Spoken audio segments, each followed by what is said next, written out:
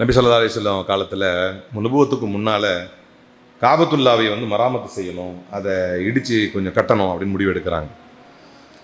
சொல்லப்போனால் அதில் இன்னும் சுவாரஸ்யமான ஒரு தகவல் உண்டு. என்ன அப்படின்னா, ஏன் அவ்வளோ சின்னதாக கட்டினாங்கன்னு சொல்லும்போது சில அறிஞர்கள் சொல்லி காட்டுவார்கள். இப்போ கூட அவ்வளோ பணம் கூட அதை எக்ஸ்டெண்ட் பண்ணி கட்டாமல் ஏன் அவ்வளோ சின்னவே அந்த காலத்தில் கட்டினாங்க அப்படின்னா, அவர்களுக்குள் பேச்சுவார்த்தை நடந்ததாம். ரொம்ப தூய்மையான பணத்தை கொண்டு மட்டும்தான் அந்த கட்டடத்தை கட்டணும் அப்படின்னு முடிவு செஞ்ச போது தூய்மையாக கிடைச்ச பொருள் ரொம்ப கம்மி அந்த காலத்தில்.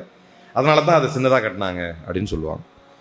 அப்படி கட்டப்பட்ட அந்த காபத்துல்லாவை மராமத்து செஞ்சு கொஞ்சம் விஸ்தீரணம் பண்ணி நல்லபடியாக கட்டணும், திரும்ப ரெனியூ பண்ணணும் அப்படின்னு முடிவு எடுத்தாங்களாம்.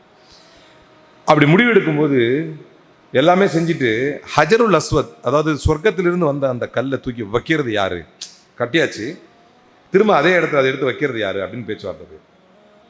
அப்போ இதை நான் தான் வைப்பேன், நீ தான் வைப்பேன்னு ஒரு கோத்திரத்துக்கும் சண்டை வருது. இது ரொம்ப பிரபலமான சம்பவம். இது ரசூலுல்லாஹ் இஸ்லாத்தை சொல்கிறதுக்கு முன்னால், மார்க்கத்தை நுபுவத்தை கிடைக்கிறதுக்கு முன்னால். அப்புறம் பிரச்சனை வரும்போது இது யார் செய்ய போகிறா அப்படின்னு பார்க்கும்போது எந்த அளவுக்கு வருதுன்னா, இரு கூட்டத்துக்கு மத்தியில் வாளேந்தி போகிற அளவுக்கு பிரச்சனை வந்துருச்சு. நீயா நானா, வாங்கடா மோதி பார்த்துக்கலாம், யாரால செய்ய முடியும், யார் இங்கே பெரிய யார் செய்ய அப்படின்னு பிரச்சனை பெருசாயிருச்சு. சரி, ரைட், அப்போ நம்ம ஒரு முடிவுக்கு வருவோம்.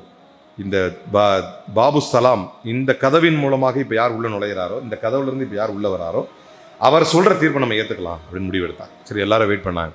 அப்போது அந்த வழியாக அல்லாஹ்வுடைய தூதர் ஸல்லல்லாஹு அலைஹி வஸல்லம் வந்தார். அப்போ உள்ள வந்தபோது அங்கே கூடியிருந்த அத்தனை பேரும் சொன்னார்கள், இவர் நம்பகமானவர், நேர்மையானவர், நியாயமானவர், நாணஸ்தர், இவர் சொல்லும் முடிவை, இவர் ஏற்கும் முடிவை நாம் ஏற்கலாம் என்று சொன்னார்.